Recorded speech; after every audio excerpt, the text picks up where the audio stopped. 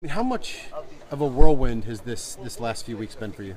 It's been a lot. It's kind of been a roller coaster with winning Naismith Player of the Year, and then winning Gatorade Player of the Year, and then my coach getting fired.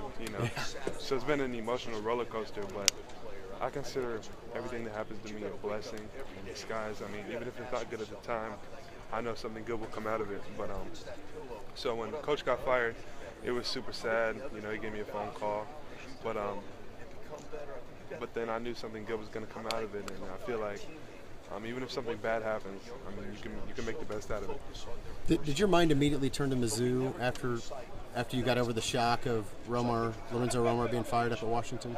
Not immediately. I didn't even know my dad was gonna go coach there. I didn't really know Konzo.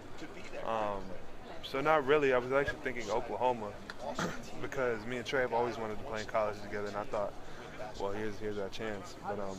But then it just worked out. Mizzou was still there in my head because it's home. So I'm happy it worked out that way. Do you? There's this idea that you are kind of coming to become the program savior. Do you worry about that? Do you feel like that puts too much pressure on you? Yeah, there's a lot of expectations for sure, but I embrace it. That just means that people think highly of you. So I'm not gonna wish it away. I wanna go in there and do my thing. But I try not to put any pressure on myself. I just try to go out there and play the game I love. Trying to get me to come to Oklahoma because it's always been a dream of ours to play together in college, being best friends. But when I called him and told him, nothing changed between us. We're still best friends, and he understood it, and he wished me best luck. He said he was smiling before you. Yeah. He was proud of you. So how much are you looking forward to getting to play, alongside him, at least in this game? It'll be great.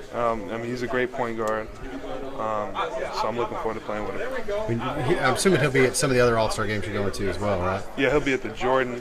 I don't think he's doing Hoop Summit, but he'll definitely be at the Jordan Brand Classic. Okay.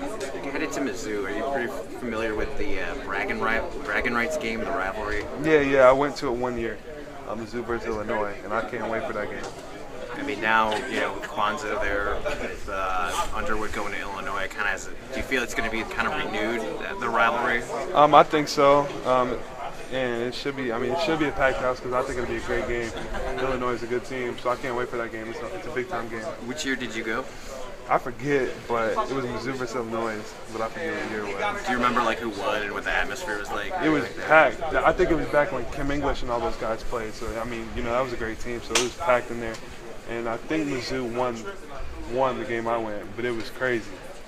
Do you have some pretty fond memories of Mizzou Arena back when it was full and loud and everything like that? And I have tons of memories. That's why I know there's so many Mizzou fans. Because when I got there in my fifth grade year going into sixth grade, every game was packed. Yeah. That was back when Marcus Denman, Kim English, Ricardo Ratliff, Lawrence Bowers, all those guys were there. So I definitely remember that. How much are you looking forward to maybe helping restore that a little bit next year? It would be awesome. That's why I always say we could do something special next year because I know how hungry Mizzou fans are for that to be restored to Mizzou Arena. So if I could be a part of that, that would be great. What's the main thing you want to add or work on before you go to college?